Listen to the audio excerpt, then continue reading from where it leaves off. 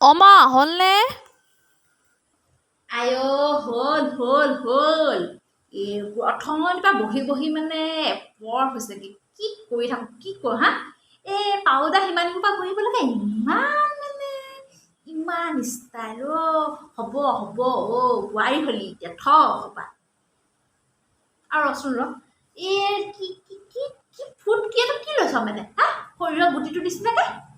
মানে ফুট এটা ভালকে ল'ব নোৱাৰো হা এই বোৱাৰী নে জীয়াৰী মানে ওলাই গ'লে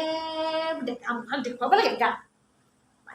হা আমাৰ ফুট দেখিছোন আমাৰ এই বয়সত এতিয়া অকণমান কমিছে আগতে আমি যেতিয়া ফুট লওঁ নাই আমাৰ ফুট সেই বৰুৱা ঘৰ যদি দুৱাৰমুখত ৰয় মই এডোখৰত বহি থাকিলে জিলিকি থাকে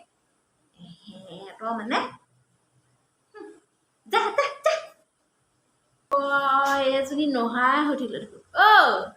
হ'ল নাই হা হ'ল গৈছো